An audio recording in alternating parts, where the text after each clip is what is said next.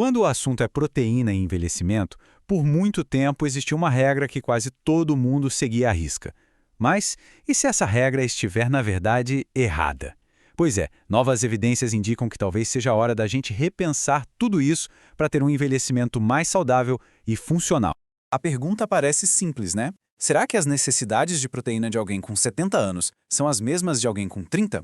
O mais curioso é que por décadas a resposta oficial para isso era sim.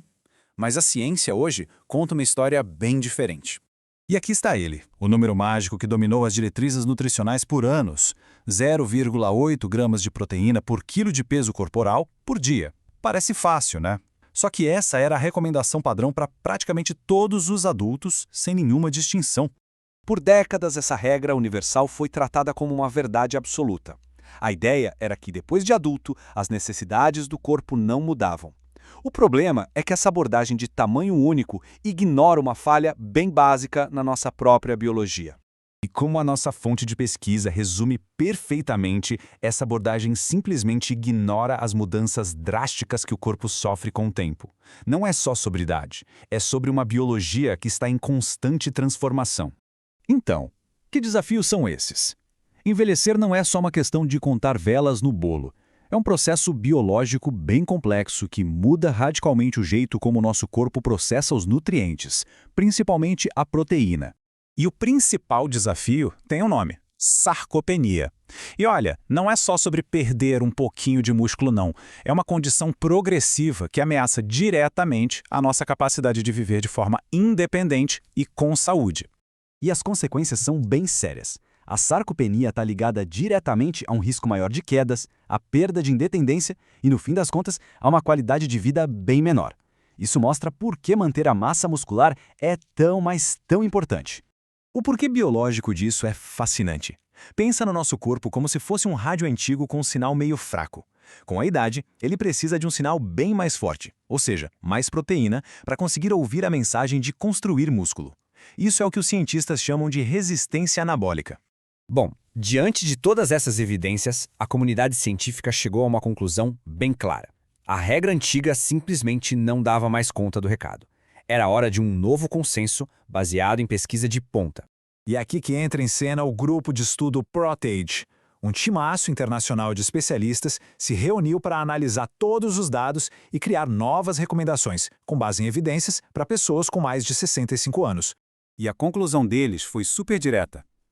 A antiga diretriz de 0,8 gramas por quilo, insuficiente. O novo consenso para pessoas idosas saudáveis é bem maior. Fica entre 1,0 e 1,2 gramas por quilo. E esse número aqui mostra o impacto disso de uma forma brilhante. Um grande estudo descobriu que idosos que consumiam mais proteína chegaram a perder 40% menos massa muscular ao longo de 3 anos. 40% é uma diferença gigantesca. Mas o novo consenso não para por aí. Ele reconhece que as nossas necessidades de proteína não são fixas. Elas mudam dependendo do nosso estado de saúde. O ponto central é que a necessidade de proteína aumenta conforme o estresse no corpo. Idosos saudáveis devem mirar em 1,0 a 1,2 gramas por quilo. Se existe alguma doença, essa necessidade sobe para 1,2 a 1,5. E em casos mais graves, pode até chegar a 2,0 gramas por quilo para combater a perda muscular. Mas atenção! Existe uma exceção fundamental. Para pessoas com doença renal grave que não fazem diálise, a regra da alta proteína se inverte. Nesses casos, a ingestão precisa ser limitada, o que só reforça a importância do acompanhamento médico individual. Ok, mas a proteína sozinha é só metade da história. Para liberar todo o seu potencial, ela precisa de um parceiro poderoso: o exercício. O processo é uma sinergia perfeita. Pensa assim, a proteína fornece a matéria-prima, os tijolos, e o exercício de resistência, como a musculação, dá a ordem para começar a construção. Juntos, o efeito é muito, mas muito maior. O exercício basicamente prepara o músculo para receber a proteína. Ele meio que abre as portas, sabe? Deixando o tecido muscular mais sensível aos aminoácidos. É por isso que consumir proteína logo depois de um treino pode ser tão eficaz. Ufa! Cobrimos bastante informação. Então, que tal a gente recapitular os pontos mais importantes que todo mundo deve levar dessa nossa análise? Este gráfico resume visualmente a nova abordagem. A linha de base de 0,8 gramas por quilo é o padrão antigo, que ficou para trás.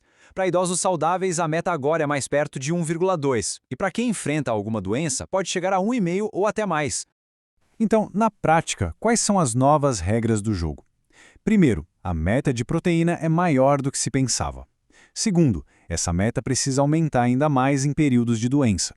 Terceiro, proteína funciona melhor junto com exercício de resistência. E por último, é fundamental distribuir essa ingestão ao longo do dia para dar um suprimento constante para os músculos. E para fechar com chave de ouro, essa citação do estudo ProteAid resume tudo. Uma maior ingestão de proteína não é só sobre construir músculos.